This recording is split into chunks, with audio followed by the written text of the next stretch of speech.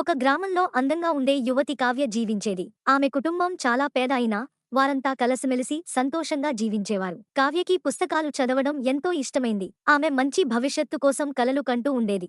ఒకరోజు గ్రామ మార్కెట్లో ఆమె జాన్ అనే యువకుడిని కలిసింది. అతను పొడవుగా, అందంగా ఉండేవాడు. ధనిక కుటుంబానికి చెందినవాడు. జాన్ చాలా మంచివాడు. వారిద్దరూ త్వరగా స్నేహితులయ్యారు. కలిసి తిరిగేవారు, కబుర్లు చెప్పుకునేవారు. వీరి మధ్య కొంతకాలంలో ప్రేమ వికసించింది.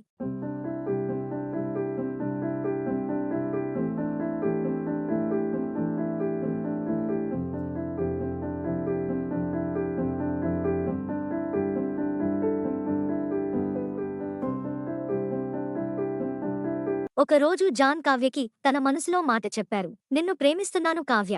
నన్ను పెళ్లి చేసుకుంటావా? అన్నాడు.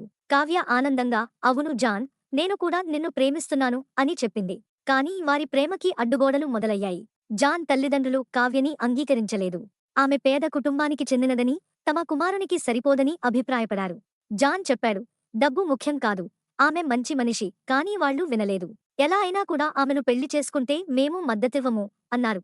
కావ్య ఇది తెలుసుకుని బాధపడింది. తన వల్ల జాన్ కష్టాల్లో పడకూడదనుకుని, మన మధ్య ప్రేమ ఉన్నా నీ జీవితాన్ని కష్టంగా చేయాలనుకోవడం లేదు. మనం పెళ్లి చేసుకోకపోవడమే మంచిది అని చెప్పింది. జాన్ గుండెను పిండేసేలా బాధపడ్డాడు.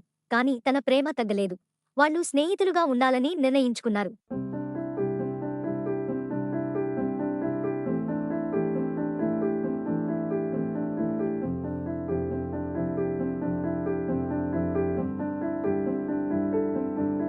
కాలం గడిచింది. కావ్య తన కుటుంబానికి తోడ్పడుతూ ఊరిలో అందరితో మంచిగా ఉండేలా జీవించేది. జాన్ తన కుటుంబ వ్యాపారంలో బిజీగా ఉన్నాడు.